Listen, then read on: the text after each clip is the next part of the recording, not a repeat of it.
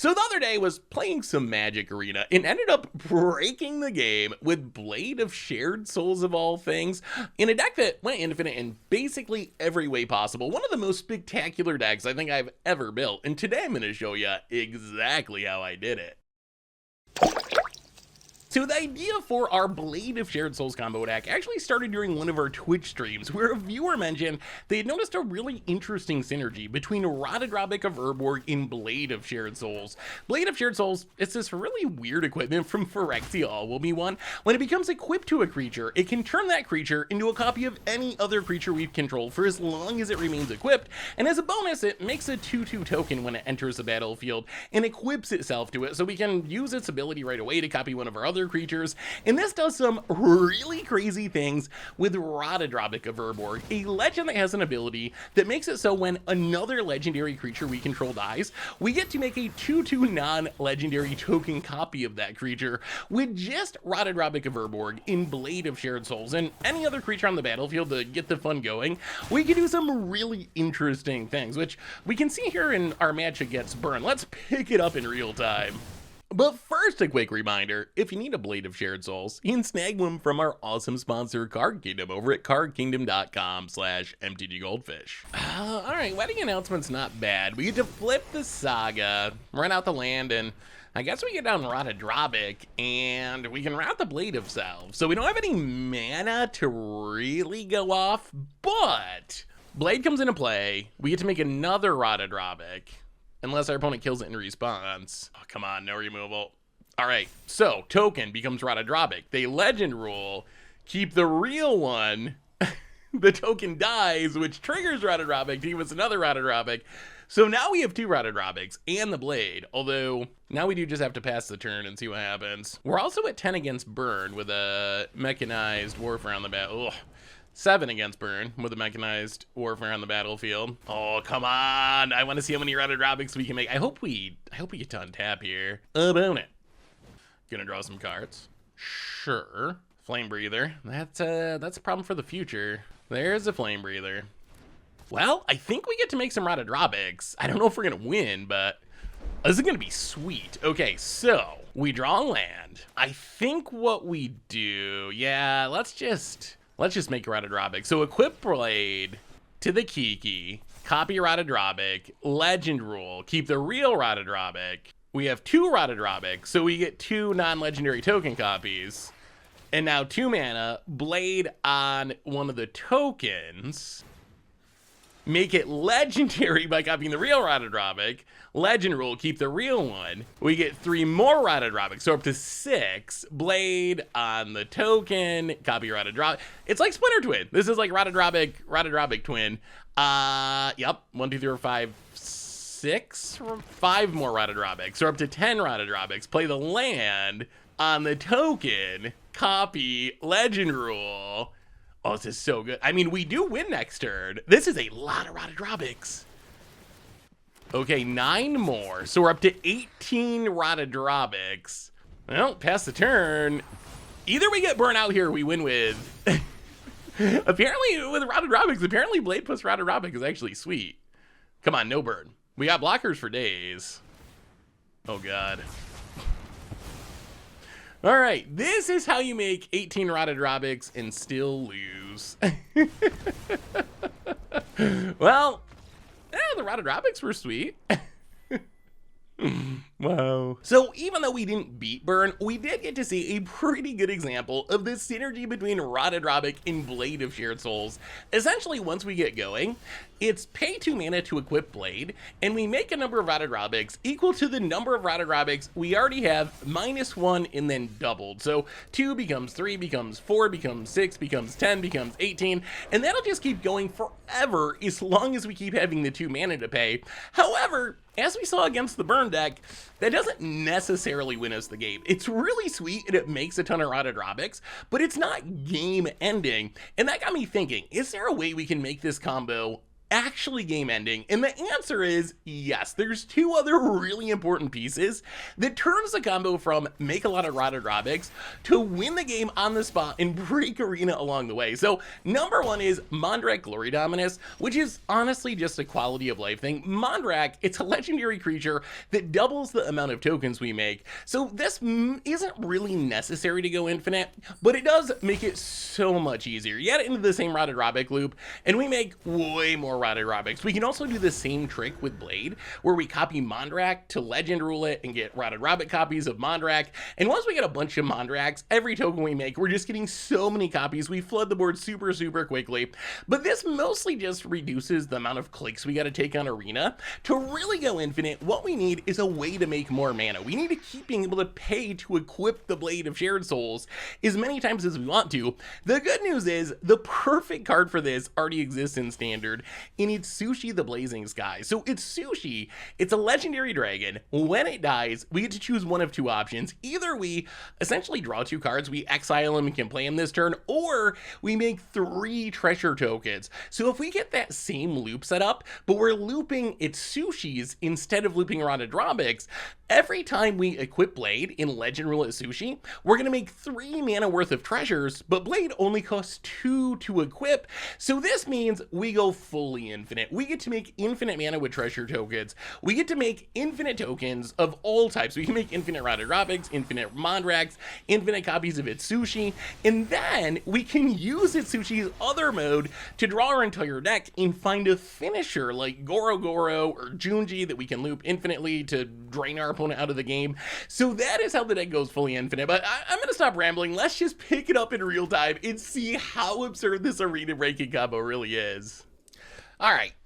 I think we can combo here. We got to make the treasure though. So let's chump attack with the goblin. Get in, make the treasure. Oh, it's going to be interesting. All right. So I assume the goblin dies. This will give us 7 mana. So that's enough for Rotted Robic and Blade, which I think lets us go infinite. All right, opponent's going to crew and block. Sure. I don't know why they bothered to crew. I guess they don't want to risk the shield rid or something to removal, but whatever. All right, so Rotted Robic. We have that Sushi down. Oh boy, we have Goro Goro in hand, so we have a finisher. The problem is, oh, this is going to take so many clicks. All right, Blade of Shared Souls comes in for Mirrodin, gonna make us a token. So the token is gonna become an Itsushi. Yes, Legend Rule, keep the real one. Get a Rotted Robic copy, 3 treasures. Yes, it's a lot easier if we have. It's a lot easier if we have a Mondrak to make more treasures. So okay, same thing. Target that Sushi token. Blade of Shared Souls. Copy the real Itsushi. Legend Rule. 3 treasures. So what we got to do here. Okay, so how we can do this. We have to do this. We do the loop 3 times. Treasures. So that's 6 mana. And then we'll have 2 mana left over so we can draw 2. Treasures, draw 2. The problem is, okay, let's make an extra Rotted Robic here. This is going to give us more tokens, but it doesn't give us more treasures. The problem is, I don't know if we can do this without timing out. We might actually have to just make a bunch of copies of things and then, well, we'll see. All right, so copy Itsushi, make treasures. Itsushi, turn it into a real Itsushi. Also, a little note here, which is kind of important. Never equip Blade to the real copy, because then you're gonna end up being forced to make a non-legendary copy, potentially, and then you lose your legend, and then you can't do the loop. Because remember, the Rotted Robic tokens are not legendary, so you can't do the loop with just the tokens. You gotta keep one of the originals around to have the legend, so you can legend rule, because the legend rule is, like, oddly important to this combo working. Sorry, keep doing that. Copy Itsushi. Legend Rule Itsushi. Now we get 2 Itsushi. So now we are making double Itsushis. Yeah, we can draw. We have 2 mana left over, so draw 2. What we really want is Mondrak. Once we get Mondrak, this will go way faster. Because then every time the Itsushi dies, we'll get 6 treasures. So then we can treasure, draw, treasure, draw, instead of treasure, draw. All right, copy Itsushi. Again. Yes. Make some treasures and copy a sushi. You probably already figured this out watching the video, but at this point, we're in a position where we can pay 2 mana to equip Blade to a token, to copy Itsushi and Legend Roll and make 3 treasures. So it's pay 2 mana to make 3 mana. So it's infinite mana. And then once we make a bunch of treasures, we can sack Itsushis to a Legend Roll to draw cards. So it's infinite mana, infinite card draw. But the problem we have is the clock's going to become an issue. Arena's starting to get pretty laggy, and we might have to shift to our opponent and give them a turn. Not because we're not infinite. We're fully infinite in every way, but just because of Arena's limitations. And honestly, Arena's limitations is one of the biggest challenges for this deck, but more on that in a minute. All right, so we could keep going here. We do have the ability to keep going and go infinitely. The problem is I think we're gonna run out of clock before we win the game. About it. Invoke, sure, that is fine. We'll second sushi. We kind of want that to die anyway. Oh, Arena's starting to get laggy. Make some treasures.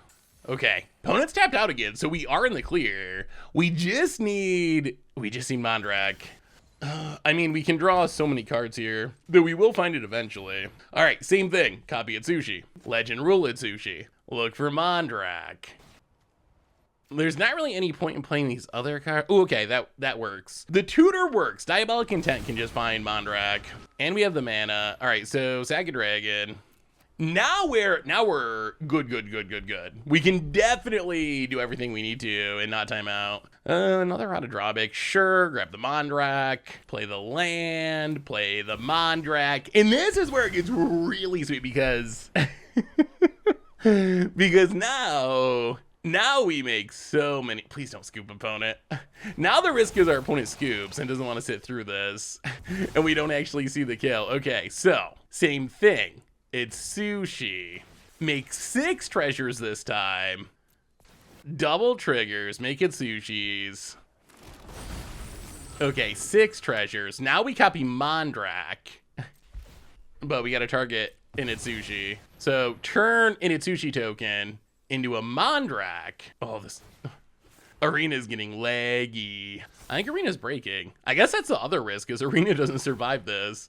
Our opponent, I mean, we're fully infinite. There's no not in. Oh my god, that's 10 Mondraks. Now watch this. Okay, so target an Itsushi token. Oh, it is lagging brutally. Yeah, that's all the risk. Either our opponent scoops or Arena like fully crashes. Copy Mondrak. Is this token limit? Keep the real one. 2 Rod of Drawbacks, 11 Mondraks. I think this is token limit. We could keep. Yes, that is 238 token copies of Mondrak. Oh, okay. So we have a few Mondraks now. So now the trick is managing the token limit. Oh, Arena is not working. Oh no, do we kill Arena? So we need to. Oh, it's lagging so bad. So the problem we're running into here is we're at the token limit, so we can't make any more tokens of any type. We need to get enough mana to cast this Gorogoro and give stuff haste, so we need to sacrifice 2 Itsushis and a treasure. Make treasures. Make treasures. Now, as long as Arena lets us sack these treasures, we're not even going to get all 6 treasures. We don't have enough room to make any more tokens. Hold, don't scoop opponent. We're so close. Oh, it's taking like 30 seconds to resolve every action. We broke it. We broke Arena. I wish there was a please wait, you're almost dead button. Gorogoro. Arena, please let us cast it. As much as the token limit's frustrating, considering that even with 250 tokens, Arena is like not working, it's probably necessary, I guess, or else the game would just hard crash. All right, Gorogoro, haste him up. The 238 Mondrak beatdown. Is it gonna let us do this? Arena. Yeah, Arena's as much of our opponent as our opponent at the moment. For some reason, it's running our opponent's clock, which is hilarious. They're just sitting there tapped out, and Arena's like, it should be tapped out faster. All right, everything gets haste, combat, maybe. And by that I mean Arena. Opponent says nice. Oh, opponent, shout out to you for sitting through this. Here's the swing, and we've already clicked it. Okay. Oh, thank goodness it worked. Turn 6 in standard. Last turn our opponent cast Invoke Despair, one of the most brutal and powerful cards in standard. This turn, we made infinite mana, had the ability to draw our entire deck, hit the token limit, made 238 Mondrax, and attacked with haste. Oh, yeah, Invoke Despair, not so scary. Not so scary when you're playing Blade of Shared Souls combo. Opponent, gonna try to soak up a little bit of damage. Could work. Yes. All right, hit him. Oh, Arena is dying. It is dying. Oh, negative. Negative 476. Yes. Okay, that is pretty much the dream. I don't think it's gonna get much better than that. Could have been a little cleaner, not having to pass the turn and worry about the clock, but considering Arena's limitations, that was amazing. So that's the combo in all its glory, using Blade of Shared Souls to intentionally legend, rule, and copy Mondrax and Errata Drobigs and its sushis until we make a huge board in infinite mana, in infinite card draw, and find Goro Goro or Junji to win the game. However, there's this really weird arena limitation that actually makes the deck super hard to play. And just in case anyone decides to pick up this deck in combo on their own, we should probably talk about it real quick. So for that, I think we need to rip off Phil and have a bonus game. So one of the interesting quirks of Magic Arena is it has a token limit. You can only ever make 250 tokens and have them on the battlefield at once. And one thing I didn't realize before playing with this deck is the token limit is not for each type of token. So it's not like you can have 250 treasures, 250 clues, 250 Mondrax. It is 250 total tokens. So once you get 250 tokens, you can't make more tokens until some tokens leave the battlefield. And this actually presents a really interesting challenge for the deck. So on one hand, the token limit's a necessary evil. Like we saw in our last game, even with 250 tokens, once we get to that point, Arena barely functions. It takes like 30 seconds, 45 seconds to resolve every single action. And with 239 Mondrax, if we were able to make another token at that point, it would be, I don't even want to do the math, millions, billions of tokens, more tokens than Legends printed in the last year, Commander Precons these days, or Stars in the Sky. It would be a ridiculous number of tokens. So there's no way Arena would survive. It would just hard crash. On the other hand, this token limit of 250 total tokens actually provides a really big challenge for the deck where we need to manage the types of tokens we were making, especially when combined with the inevitable lag that's going to happen once we get to 250 tokens. So the first time I comboed with this deck, I, without thinking about it, just made 1,000,000 treasure tokens and hit the token limit.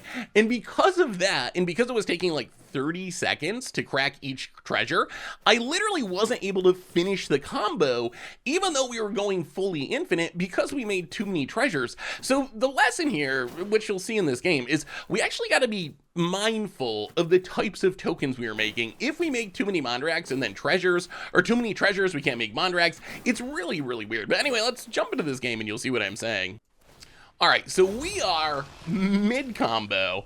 Right now we have 3 Mondrax, and we're like, you know what, let's make a few more Mondrax. That sounds pretty sweet. Like, we want to go as big as possible. So we make more Mondrax, and this was actually a fatal mistake. Once we get this huge number of Mondrax, it's actually a problem, because watch here, we go to try to make more mana because we're running out of treasure. So we legend roll in Itsushi with Blade, we make treasures, we go from 1 treasure after Arena finishes lagging here, because, you know, we're kind of taxing Arena's little brain here. Taxing my brain too, honestly. I don't even know how many tokens we're supposed to make. But we go from 1 treasure up to 237 treasures. Essentially, we hit the token limit. And this is where I realized, oh no, the token limit applies to all types of tokens, not each type of token. So now we've kind of locked ourselves out of comboing, because to make more tokens, we need to get tokens off the battlefield. The problem is, it's taking forever to do anything. Look at how long this Blade of Shared Souls equip is taking, because we've essentially broke Arena, so I tried to make more Mondrax, but we can't make a meaningful number more Mondrax because we're at 250 tokens. We sack 2 treasures, we lose this warrior token, so we lost 3 tokens. This means we can only make 3 more copies of Mondrax, even though in reality it would be, I don't even know, thousands or something with that many Mondrax on the battlefield. So eventually, I realize, oh boy, I need to try to sacrifice treasures just to get them off the battlefield so then I can do other things. The problem is, sacrificing treasures takes forever. Like, each manual sacking of a treasure is taking, I don't even know, 5 seconds, 10 seconds, and we need to sack like 50 treasures or 100 treasures. So there's just no way we can actually complete the combo in time. So eventually, and we're gonna fast forward a bit here because it's a lot of arena lagging and me trying to figure out how we can finish comboing even through this. The important thing to know here is the way to avoid this is not make too many Mondrax early in the combo, because that's the card that makes us just immediately hit the token limit. Right now we have, what, 14 Mondrax on the battlefield? With 14 Mondrax on the battlefield, technically, every time we make a single token, we would actually make 16,384 of those tokens, which obviously Arena is not going to be able to handle, but it means every time we make a token of any type, we're going back up to the token limit, and you can see our clock eventually starts running, and there's just no way we can actually execute the rest of our infinite combo through the arena lag and through the token limit. So we end up shipping the turn to our opponent because we're going to run out of time, and the end result is I feel bad because our opponent's also lagging, and we made them sit through all this without actually being able to finish out the game because of the token limit. So we actually end up just scooping the match to our opponent. So anyway, that's how I broke Arena with Blade of Shared Souls and went infinite in essentially every way possible. So thanks for watching, everyone. I hope you enjoyed it. And if you want even more magic, make sure to check out the video where we dealt the most damage ever in Standard, or maybe the one about the 9 plays that actually forced Wizards to change the rules of the game.